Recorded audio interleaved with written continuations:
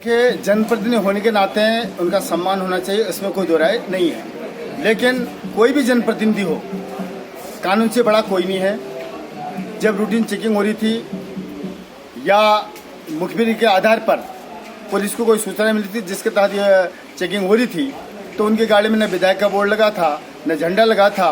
और यदि routine checking कर रही थी तो उसका सहयोग करना चाहिए था, बौखलाना नहीं चाहिए था। एक महिला पुलिसकर्मी के साथ उनको अवैधता नहीं करनी चाहिए थी और कानून का सहयोग करते हुए उसको आगे एक प्रेरणा देनी चाहिए थी माननीय विधायक जी ने। इस प्रकार से मेरा अपमान हुआ, इन शब्दों का अहम नहीं लेना चाहिए। और चूँकि मैंने कहा सम्मानित जनप्रतिनिधि सम्मान होना चाहिए, लेकिन कानून से बढ़कर कोई भी जनप्रतिनिधि नहीं है। क्या नहीं, जहाँ तक मेरे उसमें है, क्योंकि मैं ज़्यादा इस चीज़ में ज़्यादा जानकारी भी नहीं रखता हूँ।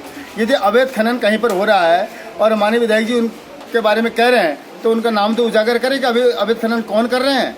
नाम तो बताए हो कि फलानी जगह फलाने अमुक आदमी अवैध खनन कर रहा है। अब मुझे जहाँ तक संज्ञान में है कि वे अवैध खनन वाले करने वाले ज़्यादा उन्हीं के विचारधारा से हैं, तो इसलिए अच्छा होगा कि अवैध खनन वालों पर रोक लगे। और कितनों की गाड़ियाँ सीज हो रही हैं और कितनों के सामान फेंके जा रहे हैं पुलिस के द्वारा, ये सबको पता है। झोलजीबी मुंशियारी मोटर मार्ग यात्रियों के लिए बनी मुसीबत, स्थानीय लोगों ने दी आंदोलन की चेतावनी। स्थानीय लोगों के साथ ही बड़ी संख्या में पर्यटकों की आवाजाही के लिए प्रमुख झोलजीबी मुंशियारी बदहाल मोटर मार्ग की स्थिति इन दिनों सभी के लिए मुश्किलों का सबब बनी हुई है। यूथ कांग्रेस के विधानसभा अध्यक्ष प्रकाश गोस्वामी व मदरमा प्रधान उमेश धामी ने जगह जगह मार्ग में फंस रहे वाहनों को लेकर दुर्घटना की संभावना को व्यक्त करते हुए आंदोलन की चेतावनी दी है। कि आपको विदित है, झोलजीबी मदकोट से होते हुए आजकल पर्यटकों की गाड़ी इस रूट को आ रही है, लेकिन जैसे ही हम मदकोट से ऊपर को चढ़ते हैं तो केठी वेंट का जो एरिया है वो बहुत ही खतरनाक बना हुआ है। कभी भी वहाँ पे बहुत भयानक हादसा होने की संभावना है। तो हमारा बीआरओ से निवेदन है कि इस रोड को यथाशीघ्र ठीक करें, अन्यथा क्षेत्रीय जनता के साथ हम लोग आंदोलन करने के लिए मजबूर होंगे। नरेंद्र मोदी बनेंगे फिर से देश के प्रधानमंत्री। पीडब्ल्यूडी सभागार में आयोजित नवमतदाता सम्मेलन में युवा मोर्चा ने भरी हुंकार। पीडब्ल्यूडी सभागार में सोमवार को भारतीय जनता युवा मोर्चा के धारचूला नगर व ग्रामीण मंडल का नवमतदाता सम्मेलन आयोजित किया गया। मुख्य अतिथि ब्लॉक प्रमुख धन सिंह धामी व युवा मोर्चा के जिला अध्यक्ष हरीश रावत ने सम्मेलन का उद्घाटन किया। इस दौरान वक्ताओं ने मोदी सरकार के 9 वर्षों को सेवा, सुशासन और गरीब कल्याण को समर्पित बताते हुए सरकार के द्वारा जनता के लिए किए गए कार्यों की जानकारी देते हुए 2024 में एक बार फिर से नरेंद्र मोदी के देश का प्रधानमंत्री बनने की हुंकार भरी। मोर्चा के जिला अध्यक्ष हरीश रावत ने युवाओं से बूथ स्तर पर संगठन को मजबूत करते हुए केंद्र व राज्य सरकार की जन कल्याणकारी योजनाओं को जनता तक पहुंचाने का आह्वान किया। कार्यक्रम का संचालन किशन सिंह धामी ने किया। कार्यक्रम की अध्यक्षता नगर अध्यक्ष अन्यायी सिंह ने की। कार्यक्रम में बीजेपी ग्रामीण मंडल अध्यक्ष हरीश धामी, खीम सिंह धामी, युवा मोर्चा मंडल प्रभारी संदीप बोरा, प्रेम मेहर, मोहन दानू, ललित धामी, पीयूष गुंजाल, संदीप, राकेश चंद्र सहित दर्जनों युवा मौजूद रहे। भारतीय जनता युवा मोर्चा द्वारा 2024 का बिगुल बच चुका है और जो भारतीय जनता पार्टी घर घर जाकर भारतीय जनता पार्टी और हमारे केंद्र सरकार नरेंद्र मोदी जी की जो कार्य हुए हैं और जो प्रदेश सरकार द्वारा जो कार्य हुए हैं उसको बताने का कार्य करेंगे। चाहे भारतीय जनता पार्टी ने नरेंद्र मोदी द्वारा अनेक कार्य जो किए हैं उसे धरातल पर लाने का युवा मोर्चा काम करेगा। हम आज दुरुस्त क्षेत्र धारचूला में आए हैं। हम धारचूला में जो हमारे नवमतदाता सम्मेलन कार्यक्रम लगा है उसके निमित्त हम यहाँ पर हैं और हमारे जो युवाओं द्वारा जो चर्चाएं हुई वो यही हुई कि भारतीय जनता पार्टी को कैसे 2024 में नरेंद्र मोदी को फिर से दोबारा प्रधानमंत्री बनाना है। इस पर भारतीय जनता युवा मोर्चा काम करेगा। स्वच्छता पखवाड़े का पालिका अध्यक्ष राजेश्वरी देवी ने किया उद्घाटन। पालिका सभागार में कार्यक्रमों को लेकर बनी रणनीति। सोमवार को पालिका सभागार धारचूला में स्वच्छता पखवाड़े पर आयोजित होने वाले कार्यक्रमों का नगर पालिका अध्यक्ष राजेश्वरी देवी ने उद्घाटन किया। नगर के विभिन्न सामाजिक संगठनों, विभागीय अधिकारियों तथा जनप्रतिनिधियों के संग बैठक कर पखवाड़े पर आयोजित होने वाले विभिन्न कार्यक्रमों व नगर की स्वच्छता व्यवस्था को लेकर चर्चा वार्ता की। अधिशासी अधिकारी पीएस बोरा ने नगर में चल रहे स्वच्छता कार्यों की जानकारी दी।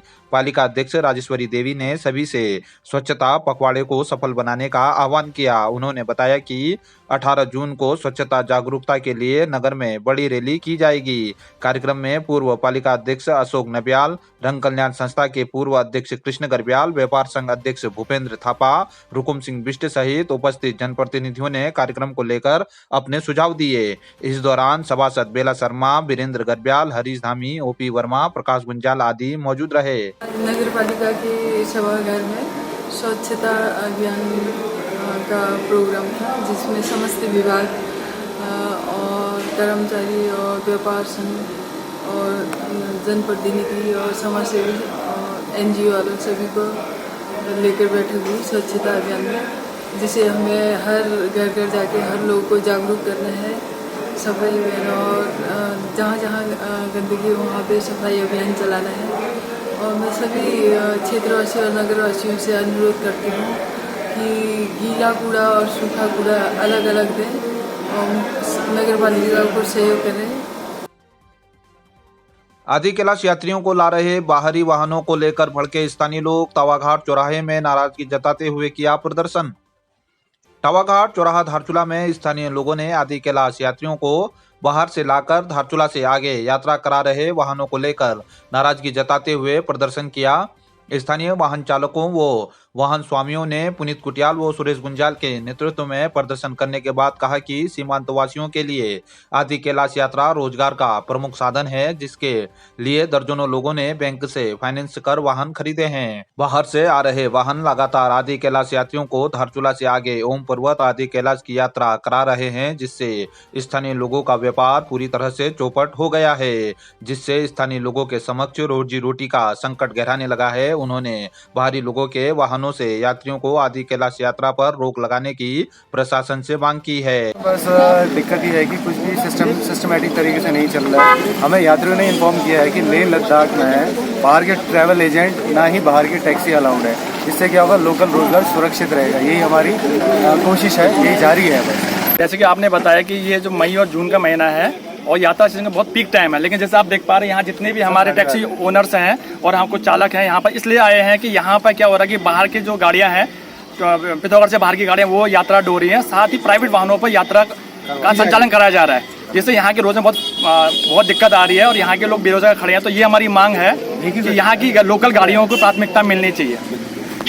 टैक्सी यूनियन धारचूला ये मांग कर रही है कि लगातार आप देख रहे हैं यहाँ गाड़ियाँ लोग लोकल वाले ले रहे हैं, लेकिन रोजगार बिल्कुल बंद है। और यहाँ जिस तरह से देखा जा रहा है, जो बाहर की गाड़ियाँ हैं डायरेक्ट यहाँ आदि कैलाश की ओर जा रहे हैं और यहाँ के लोगों का जो रोजगार छीना जा रहा है, उसमें हम सब लोग यहाँ आए हैं और हमारी मांग है कि सबसे पहले यहाँ की लोकल गाड़ियों का लगाया जाए।